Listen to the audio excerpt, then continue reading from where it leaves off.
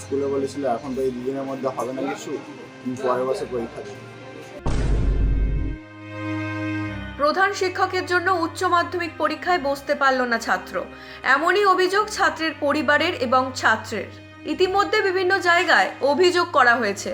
উল্লেখ্য, গত 11ই ফেব্রুয়ারি স্কুলের মাঠে খেলতে গিয়ে বাম হাত ভেঙে যায় উচ্চ মাধ্যমিকের ছাত্র শাহরাজ জমাদারের। কাকদ্বীপ দক্ষিণ কাশীনগর হাই স্কুলের পরীক্ষার্থী সে। চিকিৎসার জন্য আনা হয় কাকদ্বীপ হাসপাতালে। এক হাতে প্লাস্টার, অন্য হাতে সেলাই, কোনো মতেই পরীক্ষা দেওয়া আর সম্ভব নয়। বাধ্য হয়ে সাহারা জমাদারের বাবা ইন্দ্রিস জমাদার স্কুলের প্রধান শিক্ষকের কাছে ছেলের জন্য রাইটার চেয়ে আবেদন করেন, কিন্তু এত অল্প সময়ের মধ্যে রাইটার জোগাড় করা সম্ভব নয় বলে জানান প্রধান শিক্ষক। এমনই দাবি ছাত্রের পরিবারের। 11 তারিখে হাত ভেঙে গেছিলো ওর, ওইটা নিয়ে হসপিটালে ছিলাম। দুদিন পরে আমরা নিয়ে গেছি এখান থেকে সুপারের কাছ থেকে লিখিত করে সব কিছু দরখাস্ত নিয়ে স্কুলে গেলাম। স্কুলে গিয়ে জমা দিতে গেলাম। স্কুলের স্যাররা বললো যে আমরা এই 2-3 দিনের মধ্যে আমরা পারবো না করে দিতে। তো আমরা অনেক চেষ্টা করেছি যে স্যার আপনি এখান থেকে করে দিলে তো আমার ছেলেটা পরীক্ষা দিতে বসবে, কিন্তু স্যাররা বললো যে আমরা পারবো না। বাধ্য হয়ে এবছর তার পরীক্ষা দেওয়া হলো না। দুর্ঘটনার কারণে একটি বছর পিছিয়ে গেল পড়াশোনা। পরিবারের দাবি, প্রধান শিক্ষকের কারণে পরীক্ষা দেয়া তার সম্ভব হয়নি। তবে প্রধান শিক্ষক সুবিমল মাইতি দাবি করেন তাকে জানানো হয়নি।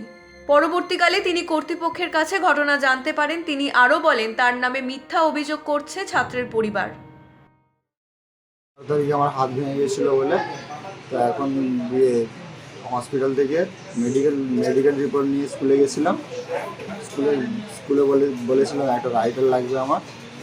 স্কুলে বলেছিল এখন তো এই দুদিনের মধ্যে হবে না কিছু, তুমি পরের বছর পরীক্ষা দেবে বলে ফিরিয়ে দিয়েছি। এখন কি চাইছো? এখন চাইছি, আমি পরীক্ষা দিতে চেয়েছিলাম কিন্তু স্যাররা দিতে দিল না, তো আজ কালকের থেকে একটা হয়ে গেল, বেঙ্গলি ছিল। তো যে পরের বছর কি পরীক্ষা দিচ্ছ তুমি? 1 বছর গ্যাপ রয়ে যাবে, এত 1 বছর করে বেকার হয়ে যাবে। আমার কাছে কোনো অ্যাপ্লিকেশান জমা পড়েনি। তা ছেলেটি হাত ভেঙেছে এটা শুনেছি, ওনার গার্জিয়ানসও আমাকে ফোন করেছিলেন যে হাত ভেঙেছে। এই পর্যন্ত কোনো লিখিত অ্যাপ্লিকেশান আমি পাইনি। কিন্তু পরবর্তীকালে আমাকে কালকের আমার ঊর্ধ্বতন কর্তৃপক্ষ ডিআই অফিস থেকে জানতে চাওয়ায় যে কেন পরীক্ষা দিতে পারলো না, বা বাইরে ওনারা অনেক কিছু শুনেছেন। তা আমি ওনাদেরকে যা বলার লিখিতভাবে আমি জানিয়েছি ডিআই অফিসে। এবারে ঊর্ধ্বতন কর্তৃপক্ষ যা ব্যবস্থা নেবে। দক্ষিণ 24 পরগনা থেকে বিশ্বজিৎ নস্করের report, U Bangla TV. U Bangla TV, হৃদয় ছুঁয়ে যায়।